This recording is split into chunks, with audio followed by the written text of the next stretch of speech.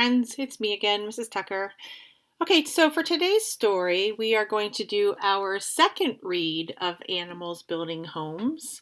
So during this story, when I read through it, I'll pause and I'll do like some thinking out loud where I'll ask myself some questions and I'll give myself some answers to my questions, kind of like what we would do if we were reading it in the classroom, only instead of you giving me answers, I'll do the answering of the questions this time. Now, if you want to look at the story in your book, it starts on pages 190 and 191 in your book. So if you wanted to get your book, you can pause the video right now and go get your book. Otherwise, you can just stay with me and follow along because I will have the book on the screen. Now, remember, this is also an informational text. We have had these kinds of stories before. So these kinds of stories give us lots of information. They are true stories. The stories are full of facts. There's lots of information that we're going to learn about animals in this story. And remember, the author likes to use photographs instead of having drawings because they want us to see real things as we are reading the story. They like us to see the pictures of the real things. Plus, remember in this story too, we have some things called subheadings. We have some things called headings, which usually tell us what's going to be at the top of the page, okay? Now, our essential question that we're thinking about as we read through our story is what are animal homes like? And we'll just be thinking about that, and we'll talk about that when we get back together in person in a couple of days. So, here we go, animals building homes. A beaver's home. There's our heading right here. A beaver's home. A beaver is hard at work. It gnaws on a tree trunk. Soon the tree falls. The beaver floats the log to a pond. There, the beaver builds a lodge. The beaver piles up logs. It fills the cracks between the logs with mud and grass. The lodge keeps the beaver safe and warm. Now I'm going to pause here for a second.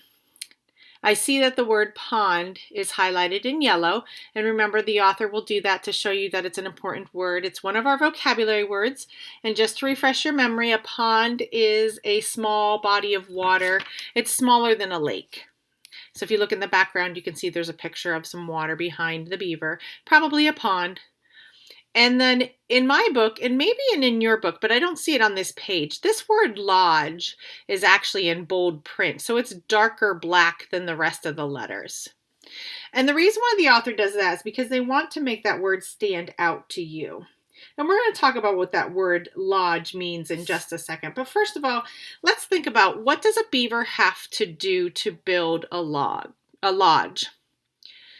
Well, first, it has to gnaw on a tree trunk. So it has to chew on the tree until it can make the tree fall down. And beavers have special teeth to be able to do that. So it chews on the tree till the tree falls down. And you can see where it's chewed on this tree. Once the tree falls down, the beaver is able to get the log in a pond. So the beaver will drag it over to the water. Notice it's not too far away from the water. And then it can float the log the rest of the way where it needs to go. Now it builds a lodge. A lodge is a home for a beaver. It's like the beaver's house. And what it is it's really just a pile of logs that it has chewed up and made into a huge pile near the water, near the edge of the water, and it uses that as its home. Now, if you've ever seen a bunch of logs on top of each other, or maybe you've seen a bunch of sticks in a pile, there's lots of holes in those sticks, or in between those sticks or those logs. And so what the beaver will do to fill up those holes is it puts mud and grass inside the holes, and that helps keep all the wind and the rain and maybe even the hot sun out, or maybe even the snow out, while the beaver goes inside its nice little home. And so that way the beaver can be safe and warm and outside of the weather when it's inside its lodge, which is its home. And now a pond is super important to a beaver. If a beaver didn't have a pond, then it really wouldn't be able to, first of all, move the logs very easily because trees are really big and beavers aren't that big. They're not huge animals. They're kind of small, like a small dog size. So they need that water to be able to float the log. Plus, beavers live in the water some of the time. if they weren't able to live in the water some of the time, then the beaver wouldn't be able to survive. It needs the water to find the grasses that it eats and the fish that it eats and all different kinds of stuff that beavers eat to stay alive. So beavers need to have that water nearby to live and to be able to build their home. All right, on the next page, here's our heading, Safe at Home.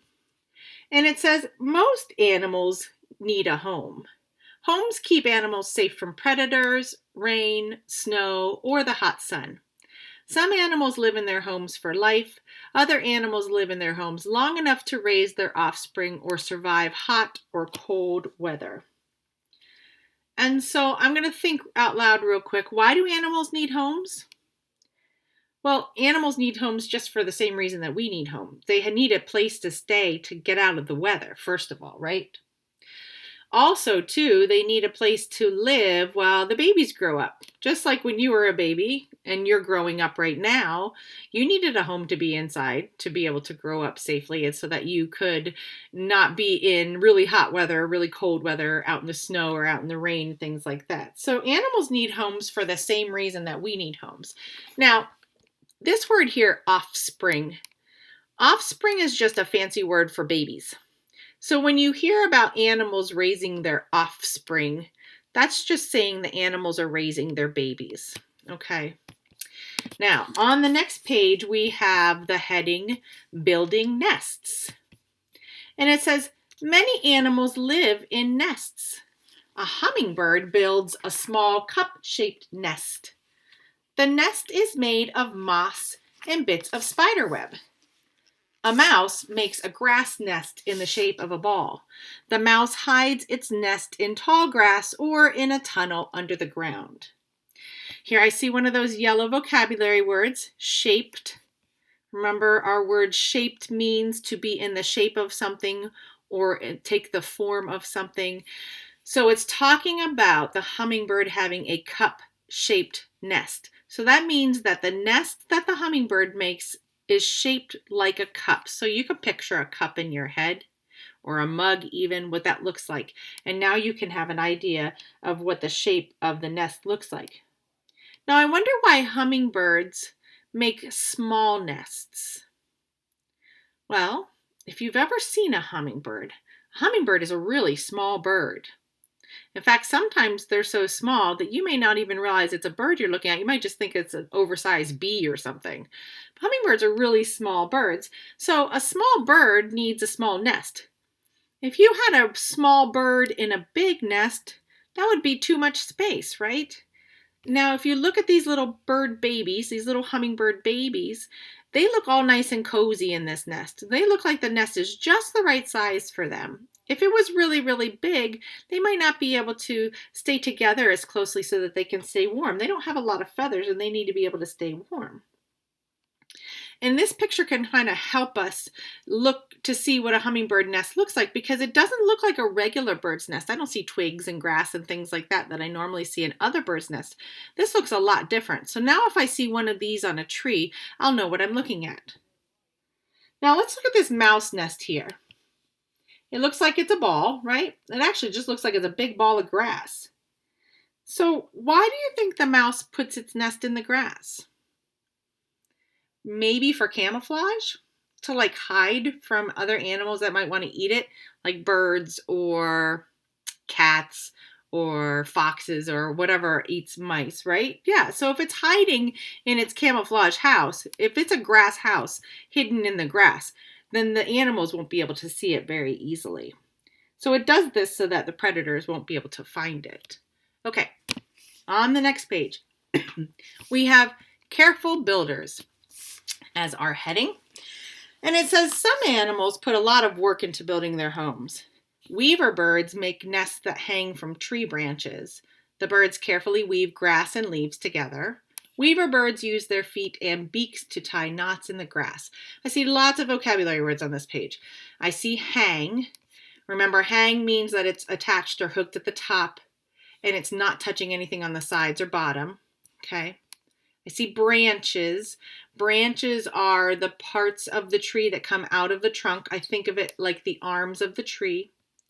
And I see the word beaks. Beaks are those hard pointed parts of a bird's mouth. So I wonder what the main idea is on this page. Careful builders. I'm thinking the main idea is talking about how some birds, like the weaver bird, really work carefully to put their houses together. They take a lot of time and they use a lot of careful patience to make sure that they have everything put together just the right way so that they can have a house that will keep them safe. And if you look at that, the words kind of help support what's going on in the picture. The words show you how the weaver bird is using its feet and its beak to make this grass out of nest. I have never seen a weaver bird nest, but now that I can look at the picture and read the words, now I know what they look like. So it's good that the author puts these two things together. And then we have working together as the title or the heading of our next page. Animals can work together to build homes. Termites build mounds made out of mud mixed with saliva. Other animals cannot easily break through the hard mud. Polyps, that's these things right here. Polyps are animals that make coral reefs. A polyp builds a limestone cup around its body for protection. The cups of the polyps grow together to make a coral reef. Now, I see the word break. Remember, break means to come apart into two or more pieces. And now this is an example of a termite mound. It kind of looks like a big, tall pile of dirt, right? And that's really what it is. It's a lot of dirt mixed together with termite spit. And so they mix it with their spit and then they pile it all together. And then termites, which are like tiny little ants with wings, they actually live inside here and they can live pretty far down. These things get pretty high and they can live pretty far down so that they stay away from their predators. Making a burrow is the heading on page 202. Burrows are holes in the ground where some animals live. Gophers use their teeth and paws to dig long, winding tunnels. They make rooms in the deepest parts of the tunnels. The gophers hide their offspring and food in these rooms. Now, before I go on to the next page, let's talk about this one. See, the word burrow is in bold print. So the author wants that word to stand out to you. Even though it's not one of our vocabulary words, the author wants you to know that that's still a very important word. And a burrow, it tells you, is a hole in the ground where some animals live. So it's like a home for an animal that's in the ground. Now I see the word winding. Just like this tunnel is winding, it's curving, twisting, bending, it's not straight. And deepest. Deepest means it's the farthest away from the top of something, whether it's the top of the water or the top of the dirt or something. It's the farthest away from the top of something. Now, I wonder why a burrow would be a good home for some animals.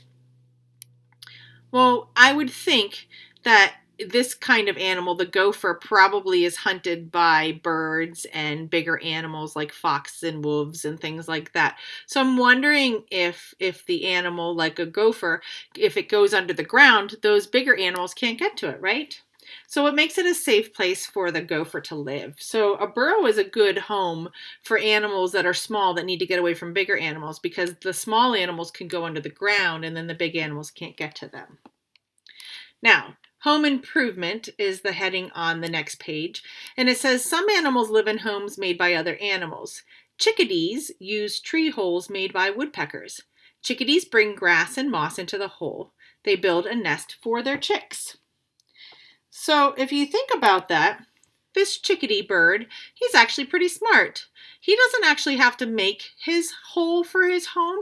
He actually uses a hole that's already there. So the woodpecker comes along and starts pecking at the tree to get to the bugs that are inside the tree. And the woodpecker makes a really big hole sometimes doing that and eats all the bugs that he wants to eat, and then he flies away. And then the hole is left behind and the chickadee says, hey, that kind of makes it look like a good home to me. So I'm going to go get some of this fuzzy stuff here and maybe some nice soft grass, and I'm going to put it inside that hole and I'm going to make my own nest that way.